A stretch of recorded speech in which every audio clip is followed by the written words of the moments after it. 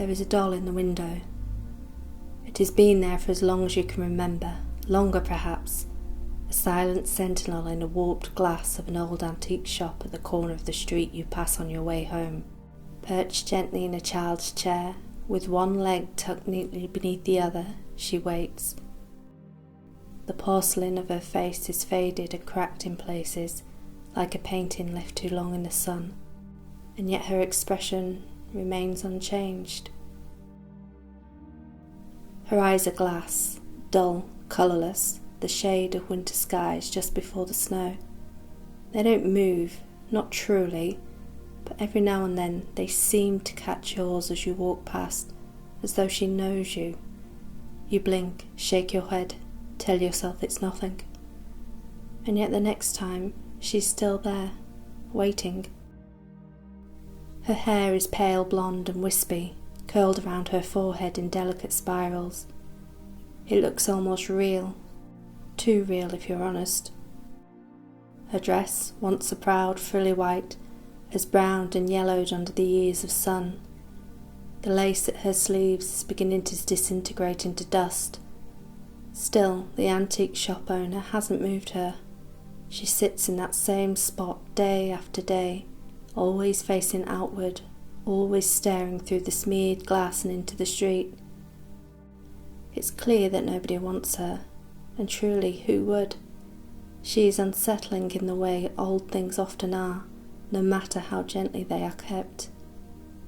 There's something beneath the surface, something lingering. You feel it even now as you remember her from your window 2 floors above. So it is surprising when you find yourself outside the shop one afternoon, beneath an overcast sky, your fingers curled around the doll's cool porcelain hand. You've bought her. You don't recall the moment you chose her. You don't remember speaking to the old man who runs the shop. Perhaps he wasn't there. Perhaps you were alone. But here you are now, standing just below the crooked threshold, doll in hand, with no clear memory of how she came to be yours. She is heavier than you expected, solid despite her small size. The porcelain is smooth and cold where it forms her face, hands and tiny legs, while her body is soft, stuffed tight with something dense and unyielding. You glance at her again, uneasy. Perhaps you'll give her away. A joke Halloween gift maybe. The kind of thing that gets a nervous laugh. You smile to yourself, and without thinking much more you place her in a canvas bag and carry her home. That evening you took the bag into a cupboard behind a stack of books and closed the door. And for a time, you forget. Weeks pass, then months. The seasons turn, the air grows colder. You haven't been sleeping well. There's an odd tension that has crept into your home like fog, thick and invisible. At first it was only at night, a strange hum beneath the silence, a prickling sensation at the base of your neck, like someone is watching. You shrug it off, bad dreams, stress, but it doesn't go away.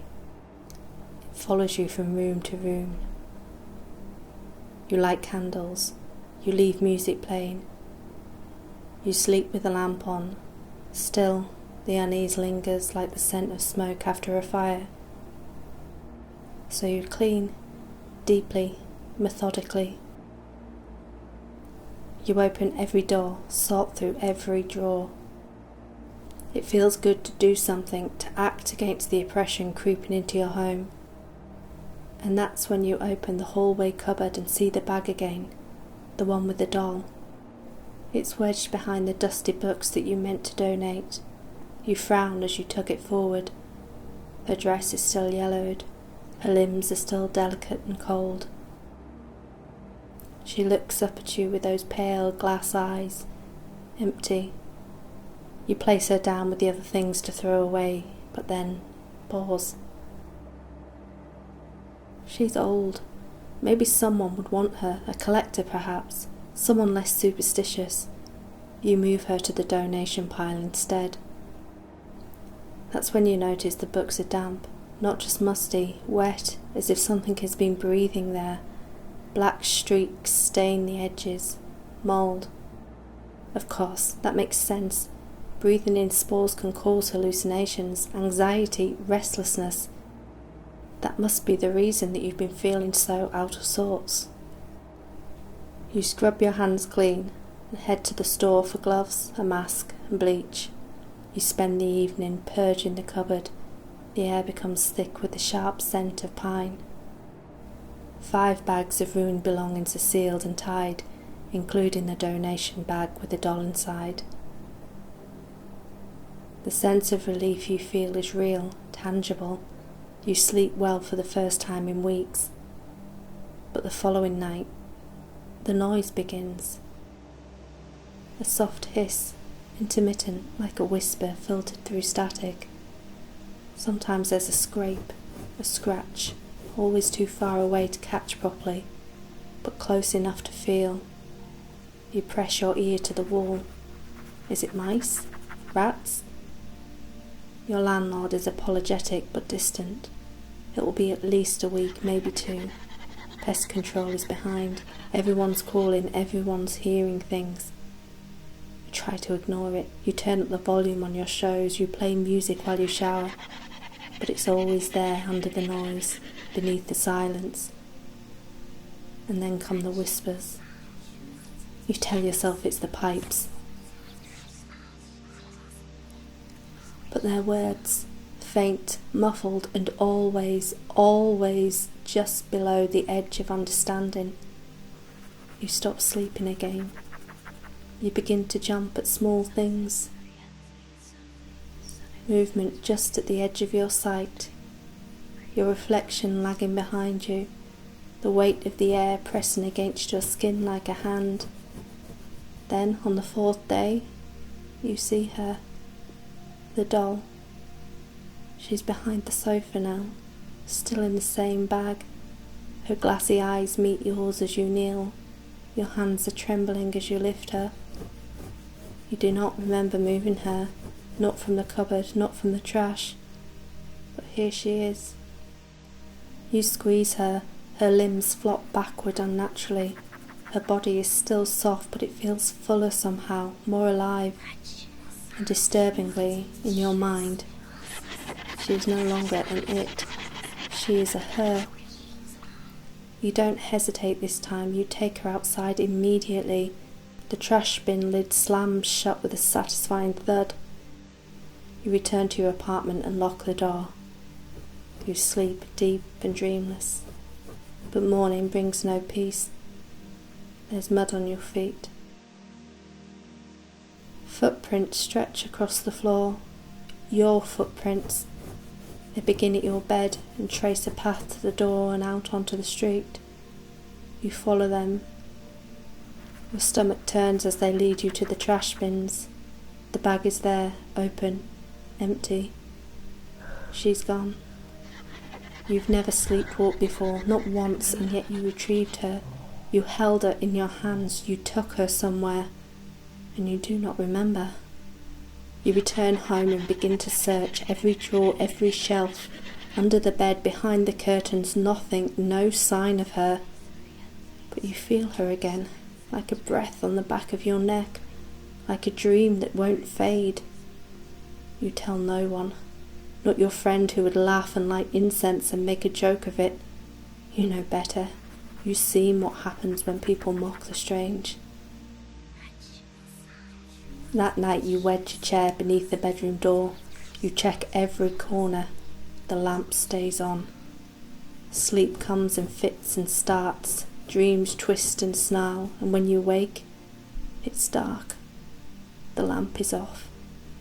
Your blankets are tight around you, as if you've been cocooned. You try to move, but your arms are pinned. You panic. Softly, quietly. Your breath comes in short bursts as you untangle yourself inch by inch. You reach for the lamp switch. That's when you feel it. A tug, gentle, at the bottom of the bed. A slow, deliberate pull on the corner of the blanket, as if something small was climbing up. You lunge for the light. Nothing. The switch doesn't work. The tug comes again. Your eyes adjust to the gloom. At the foot of the bed there's nothing but shadow, no movement, no form. You count in your head. 1, 2, 3, 4, 5, 6, 7. Stillness. But something is there, you know it. You lie back slowly, eyes locked on the foot of the bed. The noise returns, the hissing, whispering sound. It wraps around your ears like cotton wool, soft but ever present. And then you feel it. The mattress dips ever so slightly. She is there, sitting. You lift your head slowly. The doll is at the foot of the bed, watching you.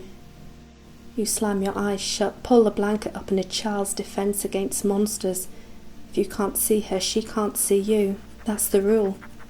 Your body is rigid, your hands clenched beneath the covers. You count the seconds, then minutes. You try to breathe slowly.